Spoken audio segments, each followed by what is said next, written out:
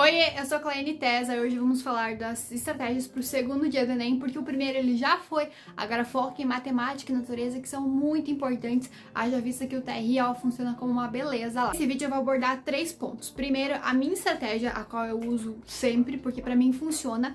Uma segunda estratégia opcional para você, caso você se identifique melhor com ela. E por fim, alguns pontos que você pode adotar para não gerar tantos atritos e conseguir fazer uma prova, conseguir aplicar todo o teu conhecimento que você tem e arrasar no Enem.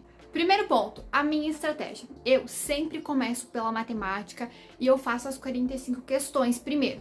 Ah, Cláudia, você faz todas elas? Não, porque eu vou passando pelas 45, mas eu faço aquelas que eu tenho certeza que o TRI é super alto, que ela é uma questão rápida, que eu sei fazer. E eu vou utilizando o método OVMF, que tem um vídeo aqui que eu já expliquei sobre ele, bem detalhado, então é muito bom você adotar, porque, por exemplo, são aquelas questões que eu tenho certeza que tá garantido que eu vou acertar. Evidência, por exemplo, aquelas que você tem que analisar a tabela, ou analisar algum gráfico, ou projeção cartográfica. Se cai, tu tem que acertar, porque geralmente é uma questão fácil, com exceção do ano passado que caiu uma super difícil, mas geralmente tendem a ser fáceis. Questão V é questão para voltar. Por exemplo, resolvi uma questão lá que, nossa, é fácil, mas eu tô com uma pulga atrás da orelha. Se der tempo depois, eu vou querer refazer essa conta, porque às vezes tu tá tão automático ali, você vai e faz a conta e você não consegue ver de outra perspectiva como chegar na resposta. Então eu marco o V nessas questões para eu voltar no final, porque às vezes tu bate o olho tão rapidinho para você, era isso.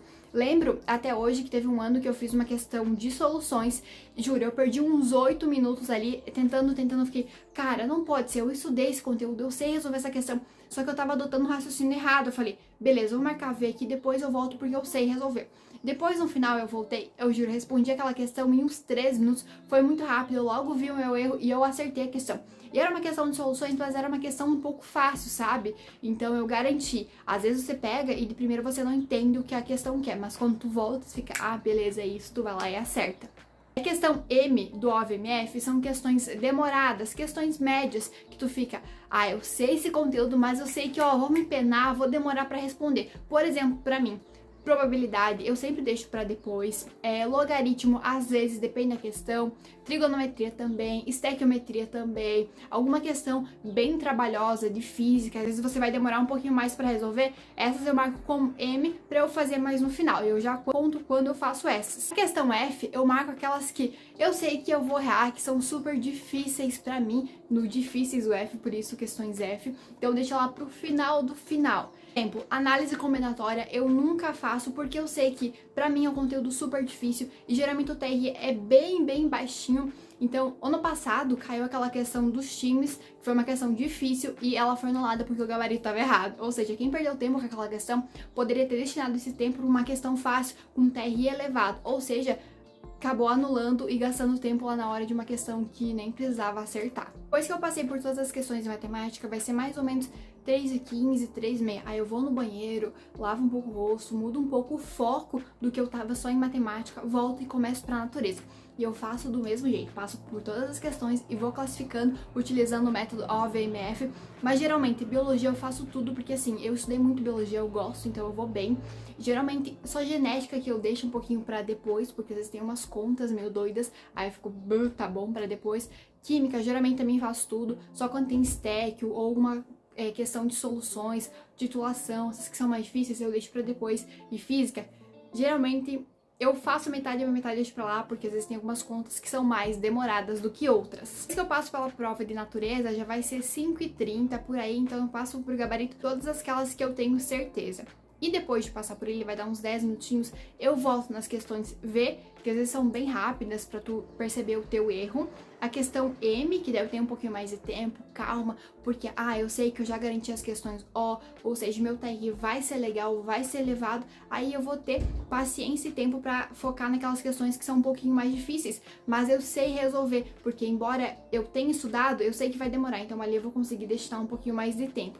Aí depois eu vou pra questão F, que é a quarta letra, que se não der tempo, tudo bem, porque, por exemplo, vai ser uma análise combinatória, o TRI é super baixo, ou uma questão de física que teria 1000 contas para fazer, porque o mais importante eu já garanti, que serão as questões fáceis com elevado TRI em evidência em matemática e perceber isso muito mais fácil do que as outras áreas do conhecimento. Na lateral eu vou deixar o tempo mais ou menos como eu faço a prova, só para ter uma ideia que assim eu vou controlando lá enquanto os fiscais vão apagando o nosso tempo.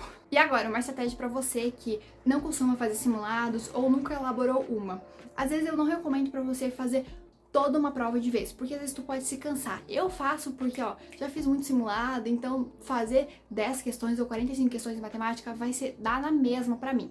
Então, pra você, eu recomendo ir alternando 10 e 10 questões. Aqui do lado eu também vou deixar o tempo mais ou menos pra você ter uma ideia. Você pode começar por natureza ou por matemática, aquela que você sentir mais confiança, mas, por exemplo, se você pega uma questão logo de cara, comecei por natureza, pode ser que você não pegue uma questão super fácil de biologia, pode ser que pegue uma de física super difícil. Então, se ali na primeira questão você não conseguir desenvolver, beleza, pega ela no meio do caderno, porque às vezes quando pega uma aleatória, pode ser que tu pegue uma bem fácil e você se motive. Bah, eu acertei essa, vou conseguir mais, identifiquei o conteúdo. Então você vai engrenando e vai conseguir desenvolver cada vez melhor.